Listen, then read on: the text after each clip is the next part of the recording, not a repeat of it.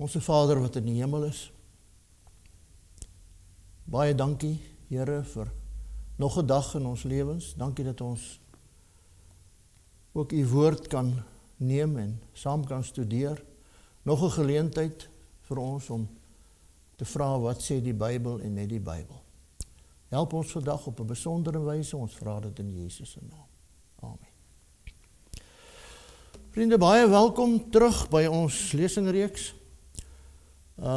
Gee my die Bybel, net die Bybel. Ek hoop dat ons tot hiertoe getrou gebly het aan ons tema en dat ons nie menslike spekulasie ingebring het nie. Dat ons die woord gevat het en probeer soek het wat die woord vir ons sê oor 'n bepaalde onderwerp. Nou, vandag se onderwerp is getitel Miljoene deur 'n versinsel mislei. Vreemde onderwerp, klink dit, né? Nou, waaroor gaan dit? Wat is 'n versinsel? Nou, wanneer 'n versinsel in omloop is, dan word dit baie maklik as die waarheid aanvaar. 'n Goeie voorbeeld hiervan is die spinnekop. Om en by die jaar 350 voor Christus het die groot Griekse filosoof Aristoteles het die spinnekop as 6-potig geklassifiseer. En vir die volgende 2000 jaar het almal geglo dat 'n spinnekop 6 pote het. Niemand het die moeite gedoen om self 'n spinnekop se pote te tel nie. Wie sou in elk geval nou met hierdie groot man Aristoteles wou stry of hom wil bevraagteken? Nou wel, die bioloog en natuurkundige Lamarck het gekom en hy het 'n pote van die spinnekop getel en raai wat, hy het vasgestel dat 'n spinnekop het 8 pote. Hy het 'n versinsel wat eeue lank as die waarheid verkondig is, die nek ingeslaan net omdat hy die moeite gedoen het om te tel. Kan dit moontlik wees dat 'n godsdienstige versinsel die Christelike kerk binnegesluip het?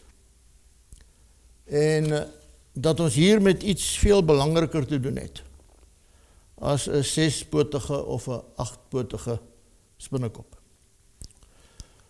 Miljoene mense aanbid vandag op die eerste dag van die week en hulle glo vas dat dit die Bybelse Sabbat is. Nou, u woon hierdie reeks by omdat u graag die waarheid wil weet. Jy wil weet wat sê die Bybel. Nie wat sê geestelike leiers of wat sê sekere kerke nie. Jy wil weet wat sê God. Die probleem is dat as jy daai vraag vra, wat sê die Bybel, wat sê God, dan is hierdie saak eintlik glashelder. Eksodus 20 vers 8 en 9, gedenk die Sabbatdag, dat jy dit heilig. 6 dae moet jy arbei en al jou werk doen, maar die 7de dag is die Sabbat van die Here jou God, dan mag jy geen werk doen nie. So dis wat die Bybel sê.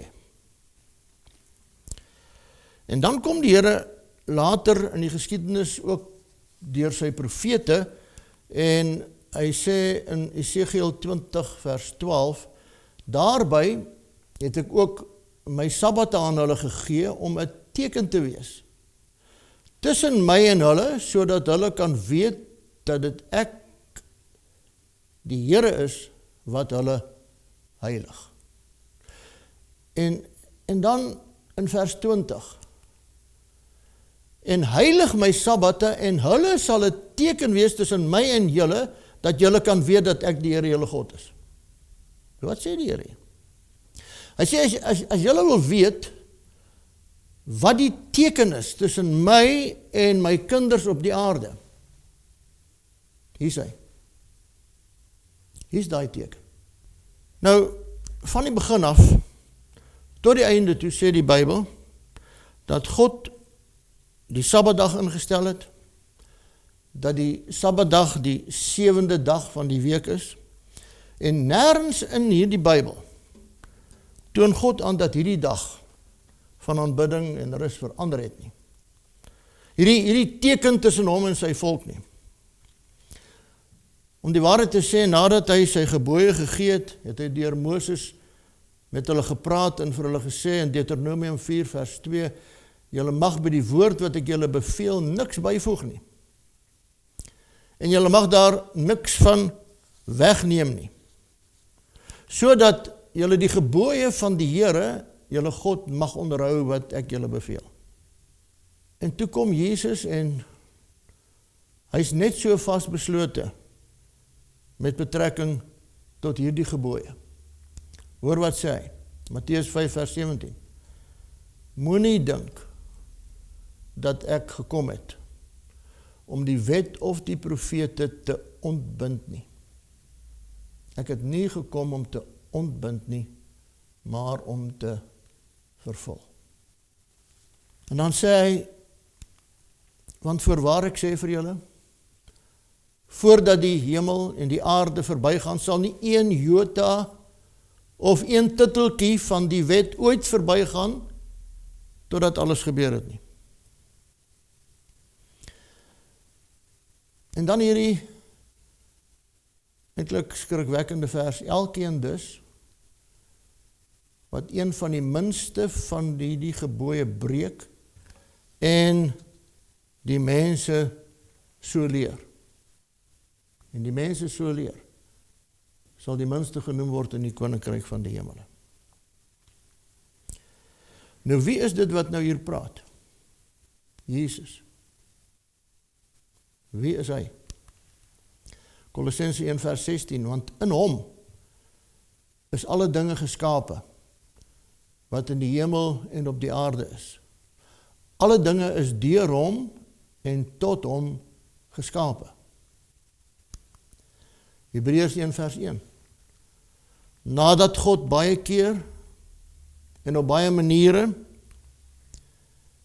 in die oudheid gespreek het tot die vaders deur die profete, het hy in die laaste dae tot ons gespreek deur die Seun, wat hy as erfgenaam van alles aangestel het, deur wie hy ook die wêreld gemaak het. Johannes 1 vers 3. Alle dinge het deur hom ontstaan en sonder hom het nie een ding ontstaan wat ontstaan het nie. Dis hierdie Jesus. En daarom sê hy, daarom, Matteus 2 vers 28, daarom is die Seun van die mens, Here, ook van die Sabbat. En toe het Jesus gekom en hy het sy eie voorbeeld vir ons gegee. Lukas 4 vers 16. Toe kom hy in Nasaret waar hy opgevoed was en soos hy gewoond was, gaan hy op die Sabbatdag in die sinagoge en staan op en lees. En Jesus het nie net self die Sabbat gehou nie, hy het ook sy disippels gevra dat hulle die dag tot ver in die toekoms sal heilig. Onthou jy, toe ons daar by die tekens van die wederkoms was, en Jesus voorspel het dat Jerusalem verwoes gaan word, en hy vir hulle gesê het, wanneer die stad omsingel word, dan is dit die teken vir julle om te vlug, julle wat my kinders is, en die dag as julle moet vlug, bid, dat julle vlug nie in die winter of op die Sabbat mag plaasvind nie. Nou wanneer is Jerusalem verwoes? 70 na Christus. So wat sê Jesus hier? Hy sê, oor 40 jaar hierna, nadat ek reeds opgevaar het hemel toe, sal die Sabbat nog daar wees.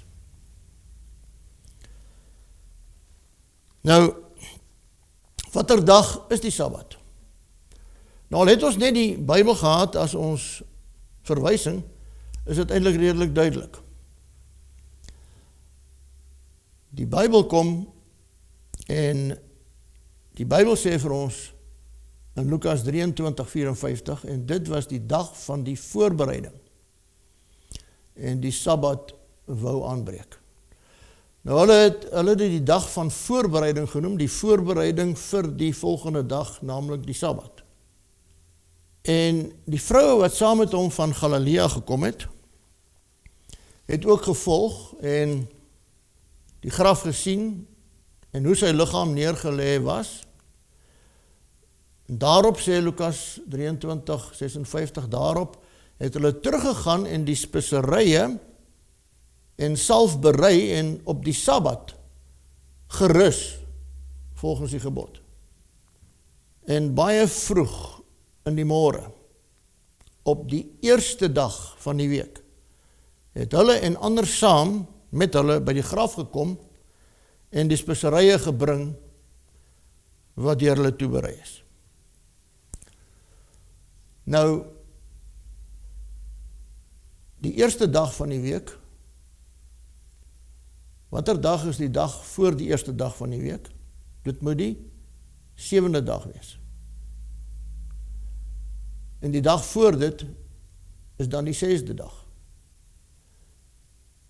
Nou, in ons taal, en die nuwe Afrikaanse vertaling het hom sommer direk vertaal, Lukas 23:54, dit was Vrydag, die dag van voorbereiding. Dit was Vrydag en die Sabbat het al begin aanbreek. Daarna het hulle huis toe gegaan en reukolie en salf reggemaak.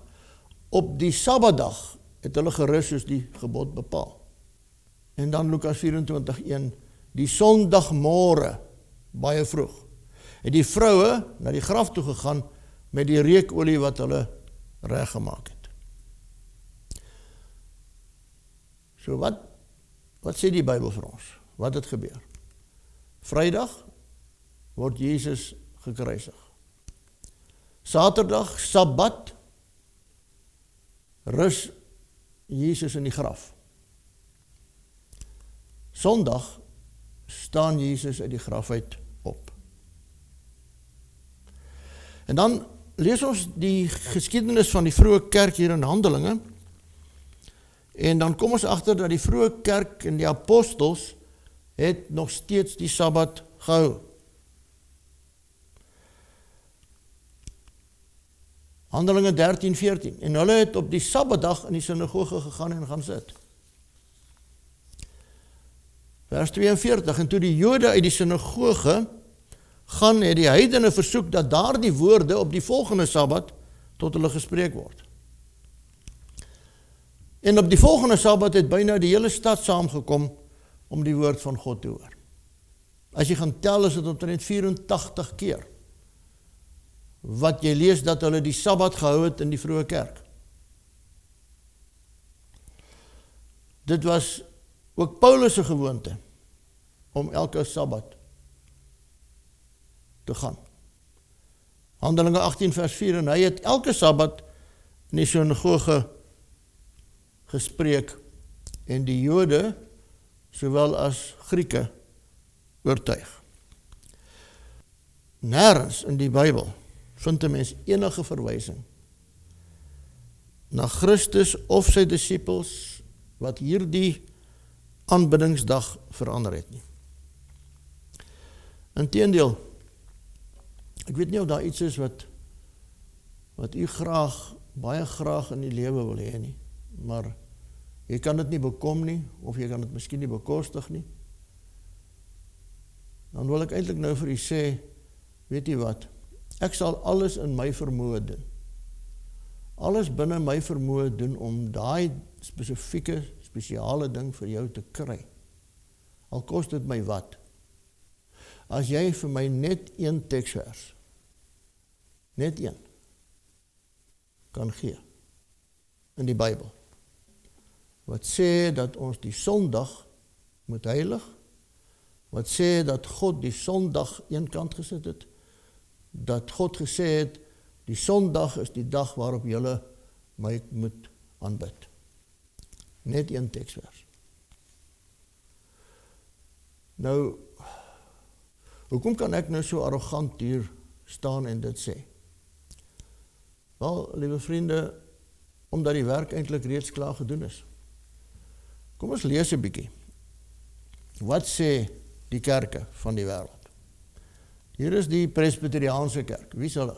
Wel, dis eintlik maar die Engelse weergawe van die NG Kerk of ons ander tradisionele Afrikaanse kerke. The Christian Sabbath, Sunday, is not in the scriptures and was not by the primitive church called the Sabbath. Wat sê die Baptiste? There was and is a command to keep holy the Sabbath, but that Sabbath was not Sunday. And die Methodiste, it is true there is no positive command for keeping holy the first day of the week. Wat sê die Lutherane? The observance of the Lord's Day, Sunday, is founded not on any command of God, but on the authority of the church. Vreemd is dit nie? Die Congregationaliste. It is clear that however rigidly or devoutly we may spend Sunday, we are not keeping the Sabbath. Wat sê hulle? Hulle sê, dit maak nie saak hoe heilig jy die Sondag hou nie. Of hoe toegewyd jy die Sondag hou nie. Jy is nie besig om die Sabbat te hou nie. There is not a single sentence in the New Testament to suggest that we incur any penalty by violating the supposed sanctity of the Sunday. Dit snaaks, hè? En dan kom die Rooms-Katholieke en jy weet, hulle kom staan reg voor jou en dan sê hulle vir jou, luister, dis wat ons doen. As jy saam met ons wil gaan, jy welkom, maar ons gaan nie saam met jou nie. En dis hoe dit werk. The Sabbath was Saturday, not Sunday. The church altered the observance of the Sabbath to the observance of Sunday. Hoor wat sê hulle nou? Protestants must be rather puzzled by keeping of Sunday when God distinctly said keep holy the Sabbath day. The word Sunday does not come anywhere in the Bible, so without knowing it, they are obeying the authority of the Catholic Church. Nog een, you may read the Bible from Genesis to Revelation. So, daar's my uitdaging, of my versoek net nou aan julle. Eintlik verby.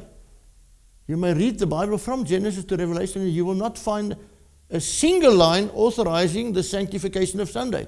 The scriptures enforce the religious observance of Saturday, a day which we never sanctify. Redelike regheid, is dit nie? If the Bible is the only guide for the Christian, then the Seventh-day Adventist is right observing the Saturday.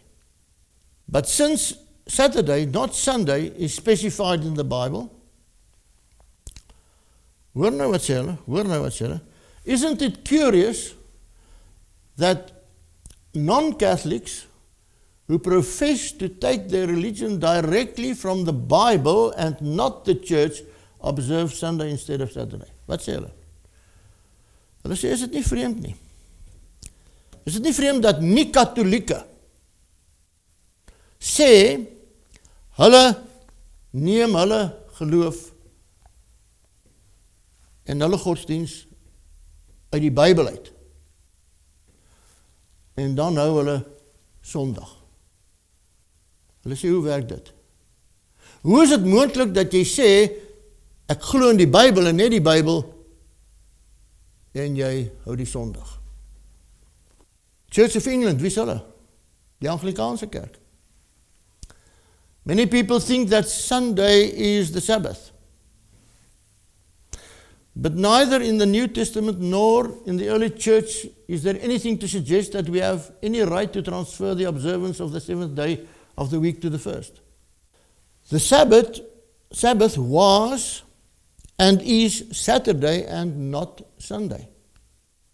And if it were binding on us, then we should observe it on that day and on no other. Church of England. Wat sê die NG Kerk?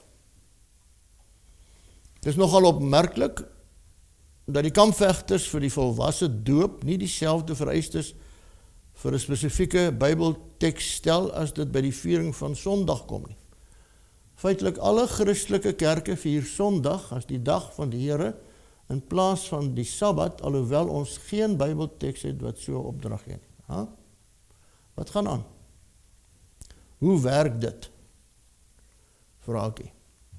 The reason we observe the first day instead of the seventh is based on no positive command. One will search the scriptures in vain for authority for changing from the seventh day to the first. Nou, hoe is dit dan nou dat die Sondag die dag van aanbidding geword het?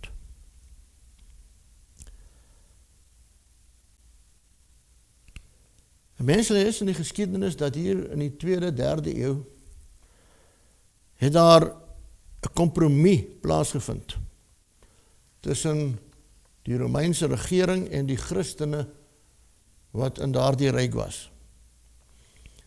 Nou die heidene in die Romeinse ryk was vir baie lank sonaanbidders. En hulle het die Sondag gevier as die dag van die son. En van die Romeinse keisers het so ver gegaan om hulle self as songode te verklaar en te verwag dat hulle onderdane hulle dan sal aanbid. En vir 'n tyd, baie lang tyd, is Sondag gevier eintlik nie as 'n heilige dag nie, maar as 'n vakansiedag. En later het hulle dit as 'n heilige dag begin vier en toe keiser Konstantin homself tot die Christendom bekeer, het hy besluit om almal onder een dak in te bring. En hy was die man wat die eerste burgerlike Sondagwet geproklameer het, op 7 Maart 321 na Christus. Nou, die feitelikheid daarvan kan jy nagaan in die ensiklopedie van Britannië, wat sê dit was Konstantin die Grote, die Amerikaanse ensiklopedie wat vir jou sê wat datum dit was, 321, Konstantin die Grote, die Chambers encyclopedia, wat dieselfde sê. Nou die volgende stap was om Sondag onderhouding 'n integrale deel van die geloof van die Christendom te maak. En dit is net daarna, hierdie is 321 na Christus. Net omtrent 3 jaar daarna het die konsilie van Laodicea bymekaar gekom. En luister wat daar gebeur het. In the year 325, so dan nou 4 jaar na die burgerlike wet, Sylvester, the Bishop of Rome, changed the title of the first day, calling it the Lord's Day. Jy sal ook hoor, as die paus praat van die Sondag, dan praat hy van the Lord's Day. The Lord's Day. En hier is die wet, wat toe in die kerk wet gemaak is. Christians shall not Judaize. Met ander woorde, Christene sal nie soos Jode gedra nie. And keep the Sabbath nie. And be idle on Saturday. But shall work on that day. But the Lord's Day, they shall especially honor. And as being Christians, shall, if possible, do no work on that day. Nou moet ons weet dat baie het nie Bybels gehad nie, was nie beskikbaar nie. Leerstellinge is oorgedra, en Paus Gregorius het nadat Luther gekom het, noem hy hulle wat nog aanhou om die Sabbat te vier, nadat die kerk die wet ingebring het, dat hulle dit nie sal doen nie. In die 6de eeu kom Paus Gregorius en hy sê, as prophets of Antichrist, those who maintain that work ought not to be done on the seventh day. Want jy sien, van die Christene het voortgegaan, en hulle het nie hierdie wet gehoorsaam nie. En hulle het uiteindelik, teen hom vastgeloop, teen Paus Gregorius. Maar jy sien, Bybels was nie beskikbaar nie, leerstellinge is mondeling oorgedra, daar kon naderhand nie meer 'n onderskeid getref word tussen wat sê die skrif en wat sê die tradisie van die kerk nie. En eeue het verbygegaan, die donker eeue, totdat die protestantse hervorming gekom het en baie van hierdie rituele en tradisies bevraagteken het. En uiteindelik het Luther daar gaan staan en gesê, so help my God, hier staan ek, I can do no other, here I stand, I cannot do no other, God help me. Ek kan nie voortgaan met hierdie tradisie nie. Dis in stryd met wat die skrif vir my sê. En natuurlik is hulle vervolg, hulle is op die brandstapel gesit, Johannes Hus, Jerome, moes boet vir hulle geloof, en hulle is verbrand. En so het die skrif eintlik van geslag tot geslag oorgegaan en nooit bevraagteken. Nooit bevraagteken of het 'n feit of 'n versinsel is nie. Jy sien, baie mense aanvaar dinge sonder om dit te bevraagteken. 'n Goeie voorbeeld daarvan is dat daar in die middeleeue, in die tradisies het dit so verval dat niemand eintlik geweet het wat is waar en wat is nie waar nie. Copernicus het gekom en 'n tradisie wat gesê het dat almal het geglo vir eeue lank dat die aarde eintlik die middelpunt van die heelal is en dat die son en al die ander planete en sterre eintlik om die aarde draai. Toe kom Copernicus, die vrye denker, en hy sê nee, dit werk nie so nie. Die aarde is nie die middelpunt van die heelal nie, die aarde draai om die son. En wat wou hulle toe met hom doen? Hulle wou hom verbrand. Want hulle het gesê, jy kan nie God se hemele verander nie. Nou, Copernicus het nie God se hemele probeer verander nie. Hy het slegs 'n ou tradisie, wat geen wetenskaplike grond gehad het nie, het hy bevraagteken. So, Copernicus het eintlik die waarheid ontbloot, dat om iets vir 'n lang tyd te glo, dit nie noodwendig waar maak nie. Jy gehoor wat ek sê? Die feit, dat iets vir baie jare en vir 'n baie lang tyd geglo word, maak daai ding nie noodwendig waar nie. Ons het dit by die spinnekop gesien. Jy kan opreg wees en verkeerd wees. Nou, Luther het gekom en daar gestaan, en toe kom hulle en hulle belê die konsilie van Trent, 1545 tot 1562. 17 jaar lang een agendapunt, die vernietiging van protestantisme. En hulle moet hierdie vraag beantwoord. Wat het die meeste gesag? Is dit die Bybel of is dit die tradisie van die kerk? 17 jaar lang. Luister wat sê die noodtiele van daardie synode. Finally, at the last opening On the 18th of January 1562, 17 jaar daarna, all hesitation was set aside. The Archbishop of Reggio made a speech in which he openly declared that tradition stood above Scripture. En daar het hy dit.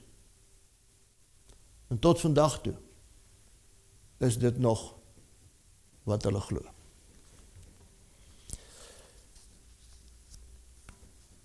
Nou, my liewe broer en suster, wat sê die Bybel? Wat sê Jesus? Matteus 15 vers 3, maar hy antwoord en sê vir hulle, waarom oortree julle ook die gebod van God terwille van julle oorlewering? Terwille van julle tradisie. Hoekom oortree julle die gebod van God? Omdat my oupa en my ouma almal so gemaak het. Terwille van my tradisie. Maar te vergeefs vereer hulle my deur leringe te leer wat gebooie van mense is. So as jy mooi daaroor dink, liewe vriend, vriendin, hierdie is eintlik nie 'n kwessie van dae of getalle nie. Hierdie is eintlik 'n kwessie van wie die meester is. Wie is jou meester? Hierdie is eintlik 'n saak van gehoorsaamheid aan Christus. Kom ons kyk net vinnig ook na 'n paar moderne uitsprake. Hier in die encyklopedie. Hier staan, it was the Catholic Church that decided Sunday should be the day of worship for Christians in honor of the resurrection. Jy sien, dit is ook wat ek nog my hele lewe lang geglo het. Hoekom hou ek Sondag? Want ek herdenk die opstanding van Jesus Christus. En so het ek vir baie jare in my lewe ook geglo. Sondag is eintlik die Sabbat, want ons herdenk die opstanding van Jesus. Ek het nie geweet dat daar 'n ander gedenkteken vir die opstanding is nie. En dat dit nie 'n dag is nie.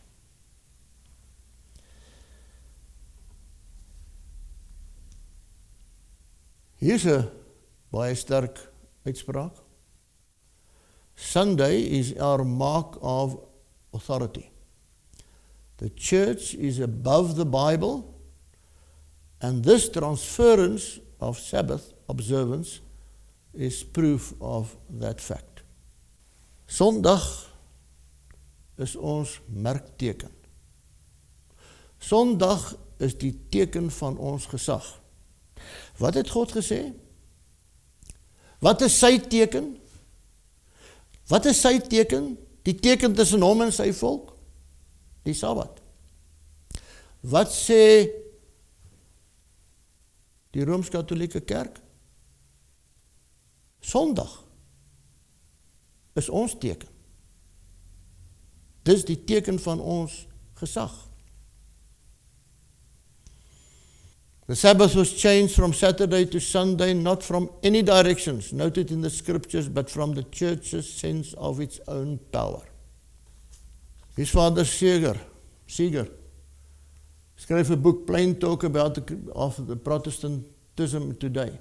Die onderhouding van die Sondag deur protestante is 'n eerbetoning ten spyte van hulle self aan die gesag van die Katholieke Kerk.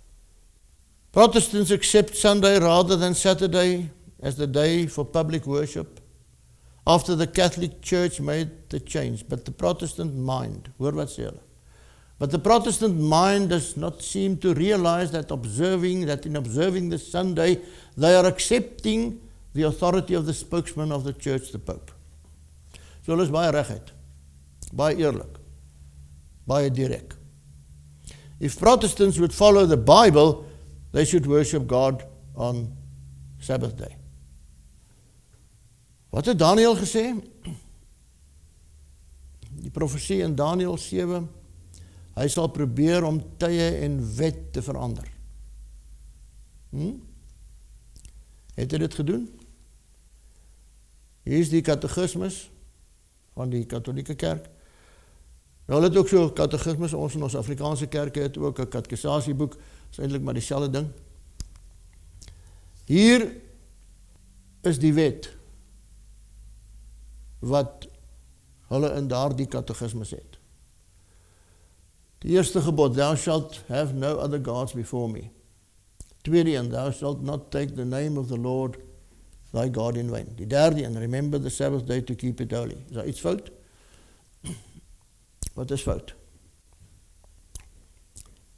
Wat sê die tweede gebod? Sê die tweede gebod, jy mag nie die naam van die Here jou God uitelik gebruik nie, of is dit eintlik die derde gebod? Wat sê die tweede gebod? Jy mag vir jou geen gesnede beeld of enige gelykenis maak van wat bo in die hemel is of onder op die aarde is nie. Jy mag jou nie voor hulle nie neerbuig nie, jy mag hulle nie dien nie, want ek is die Here jou God wat jou uit Egipte land, uit die slawehuis uitgelei het, tot in die derde en die vierde geslag. Ons ken daai, ons sê hom hardop in die kerk op. Waar is die tweede gebod? Hy is weg. Hoekom? Want dit pas hulle nie. Dit pas hulle nie. Hulle maak beelde en hulle buig voor die beelde en hulle aanbid die beelde. So haal die tweede gebod uit. Maar dan het jy nou 'n probleem, dan het jy net 9 gebooie. Nou eintlik is dit maklik om op te los. Vat die 10de gebod en deel hom in 2. Wat sê die 10de gebod? Jy mag nie jou naaste se vrou begeer nie en jy mag nie jou naaste se huis en sy besittings begeer nie. So deel hom in 2 en maak die 9de gebod, jy mag nie jou naaste se vrou begeer nie, en maak die 10de gebod, jy mag nie jou naaste se goed begeer nie. Dan het ons weer 10 gebooie. Interessante saak wat ek net gou wil aanraak. Het die kalender ooit verander? Want as die kalender verander het, dan het die Sabbat ook mos nou, of die Sabbatdag dan ook mos nou verander. So het die kalender verander en die antwoord, weet jy wat, is ja, hy het verander. Kyk hier, Oktober 1582. Wat het hier gebeur? Donderdag die 4de Oktober, Vrydag die 15de Oktober. Nou, hoe werk dit? Daar 'n fout. Nou die dag, by een van ons geleenthede, 'n jong seun, hy kom na die tyd en sê hom, "Nee, jy is reg." Kyk hierso. Hy vat sy selfoon en hy hardloop terug op die kalenders in sy selfoon en hy sê, "Kyk hier, doodreg. Donderdag die 4de, Vrydag die 5de."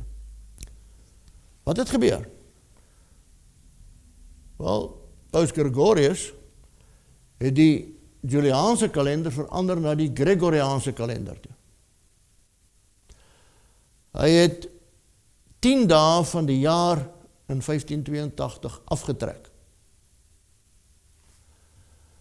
Die effek daarvan was dat die 5de Oktober eintlik toe nou die 15de Oktober geword het. Nou weet jy wat? Die interessante, al 2 dae was Vrydag en die volgende dag was Saterdag. Dit beteken dat die Sabbat het nie verander nie. Wat die 6de Oktober moes gewees het, het eenvoudig die 16de Oktober geword. Die Sabbat het die Sabbat gebly. So selfs hierdie poging het nie die Sabbat vernietig nie. En dit staan eintlik ook in hulle ensiklopedie, volume 3, bladsy 740. It is to be noted that in the Christian period, the order of the days of the week has never been interrupted. Thus when Gregory reformed the calendar, en dan noem hulle dit daar. En dan sê hulle so, in England, in 1752, ook in Engeland het hulle dieselfde ding gaan doen. Ek was nie daarvan bewus nie. Kom ons kyk daarna. Hier is daar een. September van daardie jaar. Hier is die tweede, wat opgevolg word deur die 14de.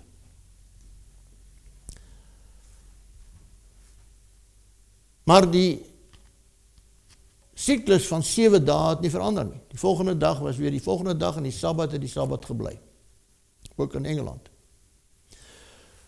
Nou, 'n baie sterk saak om te bewys dat die dae van die week nooit verander het nie, is eintlik die feit dat Christene, Jode en Moslems verskillende kalenders gebruik. Jy weet dit seker. Maar almal stem saam oor die volgorde van die dae van die week. Gaan vra vir enige Moslem wanneer is dit Vrydag. Dink jy, hy sal vir u kan sê, natuurlik. Van die begin af vir eeue al, maak hulle seker watter dag is Vrydag, want dis die dag wat vir hulle heilig is. Gaan vra vir enige Jood, wanneer is die Sabbat, dink jy sal vir hom kon sê, natuurlik. Nog verder terug in die geskiedenis, van die begin af, het die Jode die kalender vasgehou, sodat die Sabbat gebly het. Gaan vra vir enige Christen, wanneer is Sondag, sal hy vir jou kan sê, natuurlik.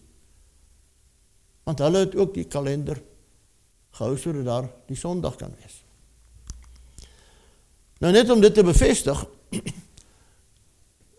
hierdie is die Amerikaanse Naval Observatory, die sterrewag van Amerika. En hierdie man, James Robinson, sê die volgende: There has been no change in our calendar in past centuries that has affected in any way the cycle of the week. So sê selfs die manne wat weet, die sterrekundiges, bevestig dit. Hier is die Royal Observatory van Londen. En hier is die Astronomical Royal J.W. Dyson. As far as I know, in the various changes of the calendar, there has been no change in the 7-day rota of the week. So dit bevestig vir ons dat die Sabbatdag nog nooit verander het nie. Nou, as dit dan nou so is, hier is 'n kalender hier in ons eie land, wat ek nogal graag ondersteun, want dis die mond en voet skilders. En hier is hulle kalender vir 2011. Wat sien jy hierso? Wat is die eerste dag van die week? Sondag. Wat is die 7de dag van die week? Saterdag. Dis 2011. Die volgende jaar koop ek weer die kalender. Wat gebeur hier? Wat het gebeur? Wat is die eerste dag van die week? Maandag. Wat is die 7de dag van die week? Sondag. Nou, hoe het dit gebeur? Hoe het die eerste dag skielik verander na die 7de dag toe? En dan kom Beeld se kalender uit, wat in miljoene Afrikaanse huise beland, en dieselfde ding word gedoen. Wat is die eerste dag van die week? Maandag. Wat is die 7de dag van die week? Sondag. So onder ons oë word die eerste dag van die week, die 7de dag van die week gemaak, en ons hang hierdie kalenders agter ons deure op, en ons kinders word gewoon daaraan, dat die eerste dag van die week eintlik die 7de dag is, en dat dit eintlik die Sabbatdag is, terwyl die Bybel niks daarvan sê nie. Jy sien, God het dit by die skepping ingestel, en hierdie profesie het hy gegee om 'n volk uit te roep aan die einde van die dae, wat gereed sal wees om Jesus te ontmoet wanneer hy op die wolke verskyn. En Openbaring 14:12 praat van hierdie volk. Hier kom die lydsaamheid van die heiliges te pas. Hier is hulle wat die gebooie van God en die geloof in Jesus Christus bewaar. Nou, dis eintlik vanselfsprekend dat die wat die geloof in Jesus het, ook uit liefde vir hom sy gebooie sal bewaar. So dit is nie 'n wettiese ding nie. Dit het niks met 'n wettiese iets te doen. Dit is 'n saak van gehoorsaamheid. God vra ons om hom te onthou as die skepper God, deur sy heilige dag te onderhou, en ek bewys my loyaliteit aan hom, wanneer ek doen wat hy van my vra, en onbewustelik betoon ek loyaliteit aan menslike tradisie, as ek die mensgemaakte Sabbat hou. Markus 7 vers 9, en hy sê vir hulle, julle verstaan dit goed, om die gebod van God op sy te sit, en so julle oorlewering te onderhou. Want dit is die liefde tot God, dat ons sy gebooie bewaar, en sy gebooie is nie swaar nie, 1 Johannes 5 vers 3. Nou wanneer is die Sabbat? Wanneer is die Sabbat? Van aand tot aand moet julle Sabbat hou, sê Levitikus 23:32. Van aand tot aand. Met ander woorde, Vrydag aand, wanneer die son sak, begin die Sabbat. Hoekom van aand tot aand? Want dit is hoe die dae werk. Dis hoe het van die skepping af werk. Dit was aand en dit was môre die eerste dag. Hierdie ding dat die dag begin 1 minuut oor 12 is nie Bybels nie. Dit was nog nooit Bybels nie. Die dag het nog nooit 1 minuut oor 12 begin nie. Dis ook 'n Romeinse telling. En ek verbaas my altyd elke jaar wanneer dit einde van die jaar is en almal wag en almal wag en almal wag, terwyl ons lankal moes gaan slaap het, en ons wag vir 1 minuut oor 12 en dan is dit nuwe jaar. En dan juig en klap almal hande.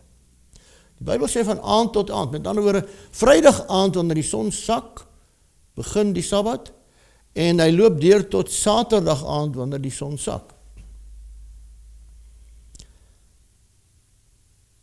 Nou, ek wil nou vandag vir iets sê. 'n wonderlike, onuitspreeklike seën word jou deel. Die dag as jy hier gehoorsaam. Hier is 'n seën wat die Here vir jou wil gee, wat jy miskien nog nie ontvang het nie, omdat jy dit nog nie in ontvangs geneem het nie. Ek nooi jou vandag om die Here te beproef. Ek daag jou eintlik uit om die Here te toets. Hou vir 1 maand in jou lewe die Sabbat, soos wat die Here dit vir ons in sy woord gegee het. Vrydag aand tot Saterdag aand. En kyk net wat die Here vir jou weggeberg het.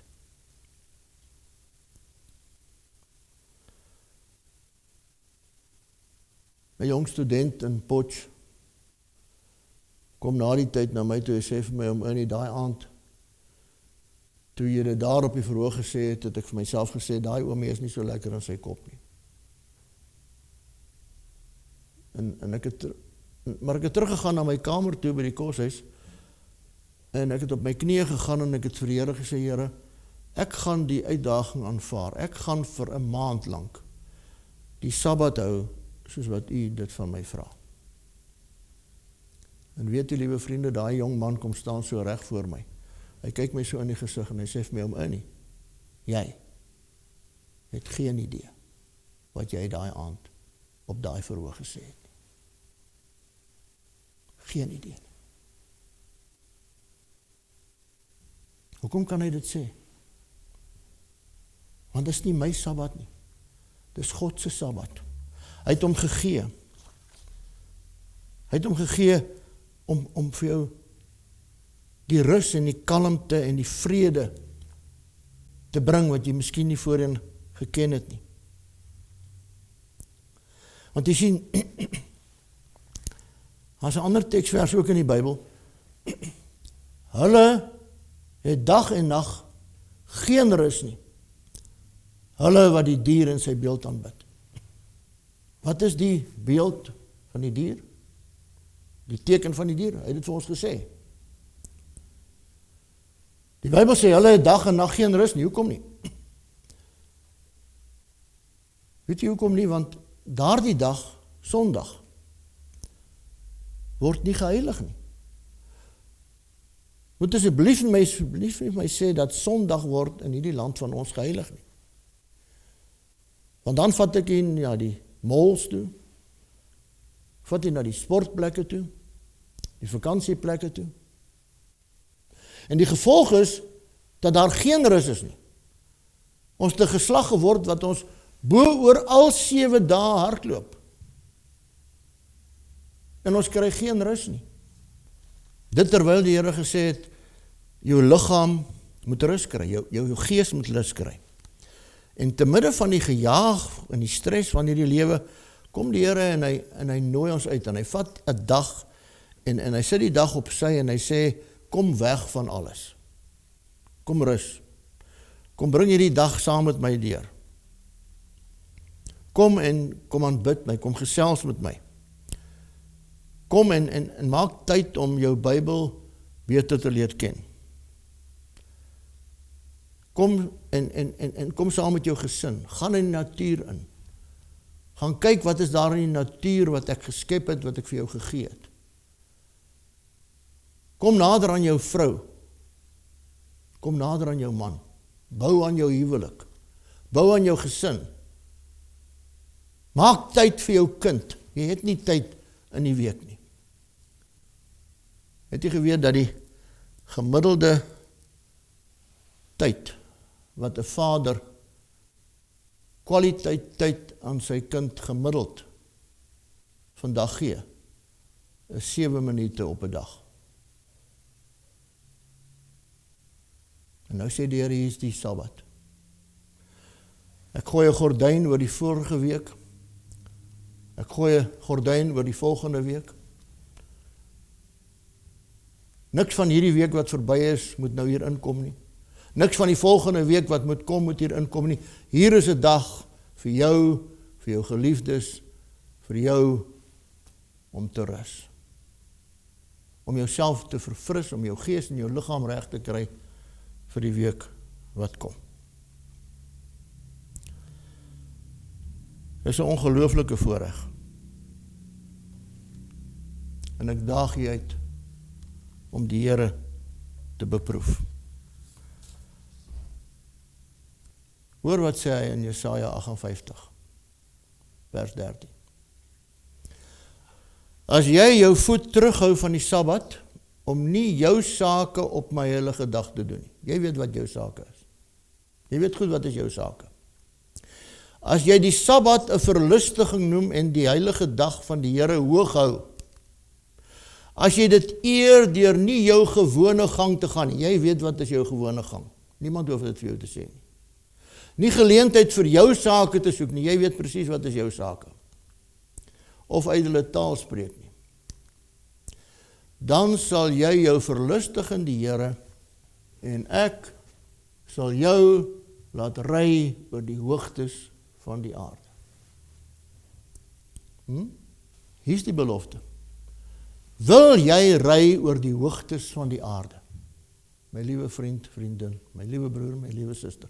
Wil jy ry oor die hoogtes van die aarde? Hier is die belofte van die Here. Doen dit.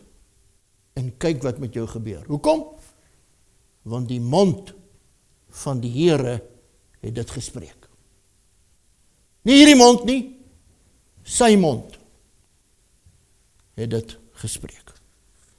En daarom staan daar in Hebreërs 4 vers 9, daar bly dus 'n Sabbatsrus oor vir die volk van God. Want wie in sy rus ingegaan het, rus ook self van sy werke, soos God van syne. Laat ons dan beywer om in te gaan in die rus, sodat niemand in dieselfde voorbeeld van ongehoorsaamheid verval nie. Jesaja 66 vers 22, want soos die nuwe hemel en die nuwe aarde wat ek gaan maak voor my aangesig sal bestaan, spreek die Here, so sal julle nageslag en julle naam bestendig wees. Vers 23, en elke maand op die nuwe maan en elke week op die Sabbat sal alle vlees kom om te aanbid voor my aangesig. So wat sê die Bybel?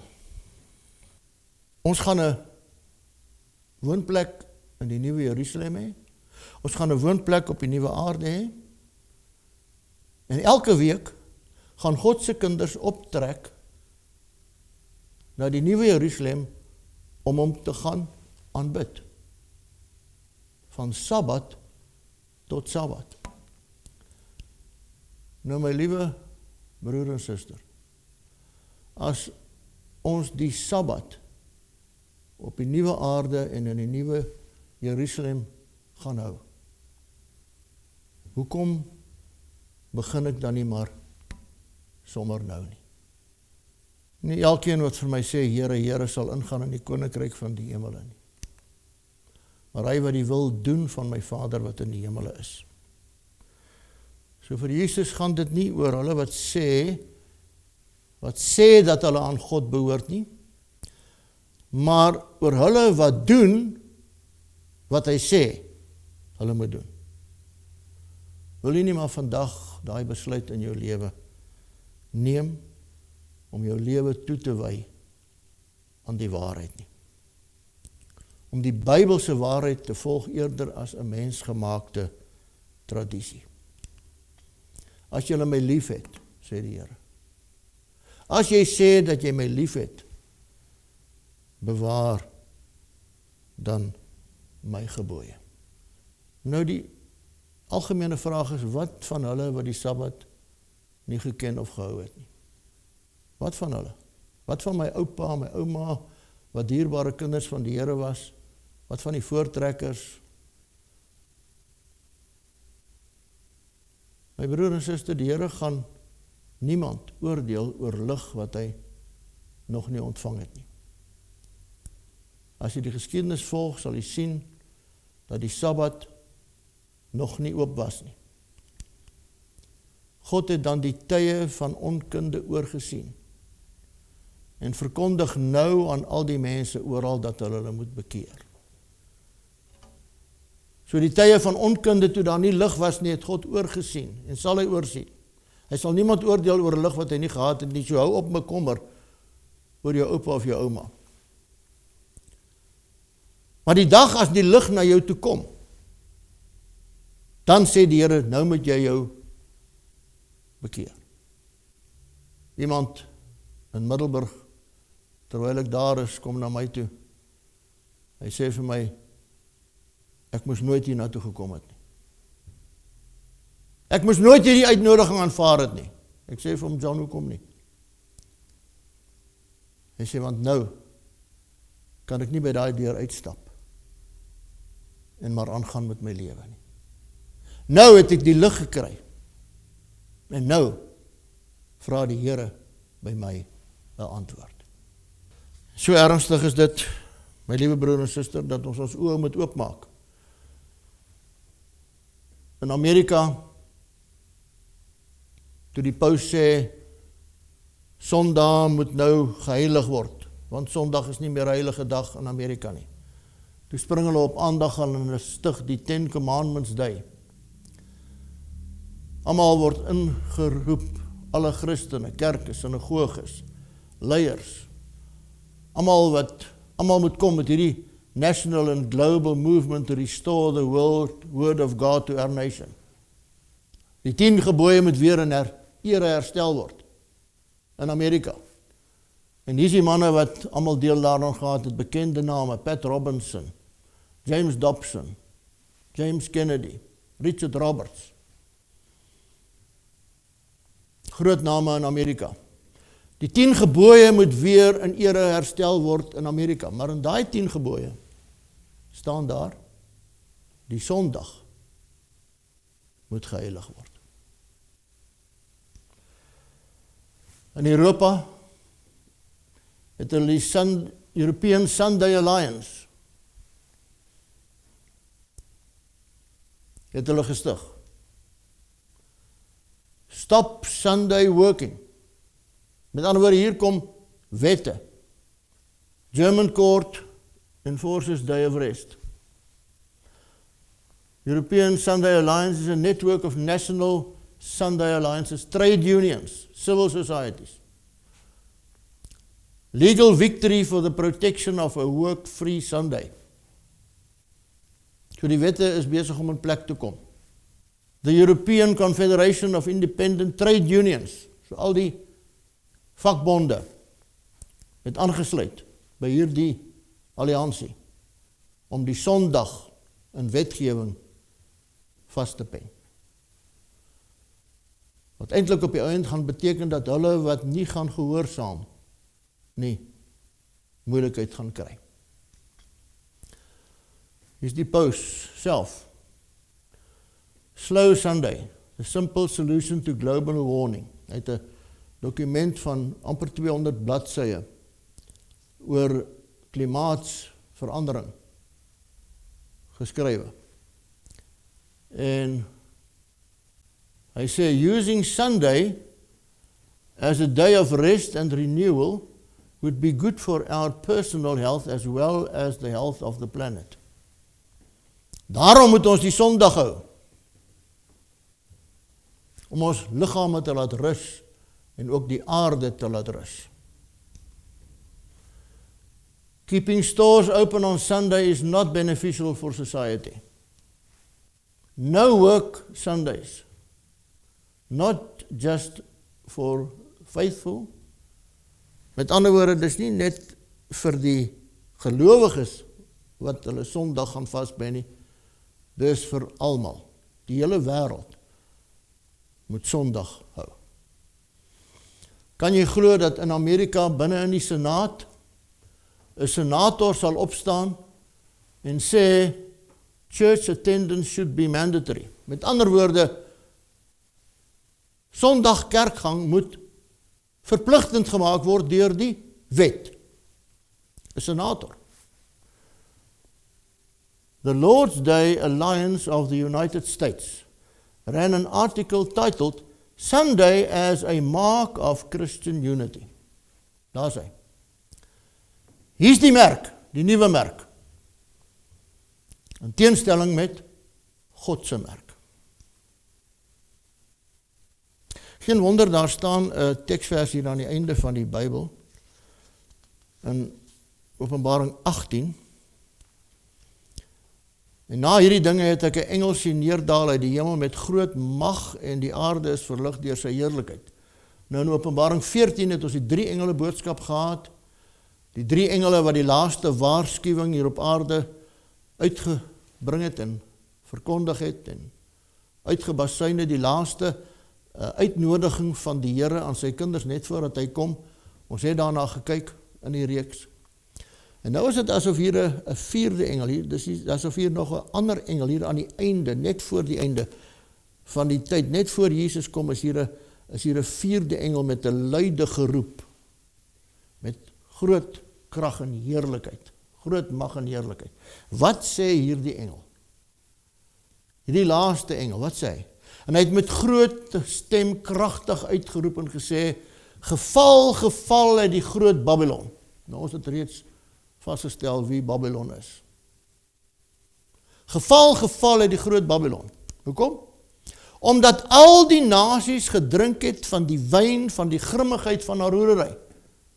En ek het 'n ander stem uit die hemel hoor sê, gaan uit haar uit my volk. Gaan uit haar uit my volk, sodat julle nie gemeenskap met haar sondes mag hê nie en van haar pla ontvang. So, wat sê die Here? Hy sê, gaan uit haar uit wie? My volk. Wie se volk? God se volk. Met ander woorde, wat die Here sê is, hier aan die einde van die dae, net voor die wederkoms, gaan die grootste gedeelte van my volk, van my kinders, gaan waar wees? Hulle gaan in Babylon wees. En hulle gaan dit nie eers weet nie. Hulle gaan nie eers bewus wees daarvan nie. Kom uit. Hulle moet uit Babylon uitkom. Hoekom moet hulle uitkom? Om gered te word? Nee, hy sê dan is my kinders. My kinders. Hoekom moet hulle uitkom? Sodat julle nie gemeenskap met haar sondes mag hê nie en van haar pla ontvang nie. Wanneer die pla begin val, gaan die pla op Babylon val. En as jy nog in Babylon is, dan gaan die pla op jou ook val. Kom uit haar uit, my volk. Mag die Here ons help. En mag die Here baie naby aan u wees. Terwyl u hierdie lesing, se inhoud, bidend, in die binnekamer, met die Bybel in jou hand, gaan oordink. En daar is 'n teksvers in die Bybel wat sê, jy sal 'n stem agter jou oor hoor, wat vir jou sal sê, dis die pad, wandel daarop. Hemelse Vader, dankie dat u woord weer so helder, so duidelik, vir ons die lig op hierdie uiters belangrike saak gegee het. Stuur dan nou u Gees, Here, om verder te verlig en verder te praat.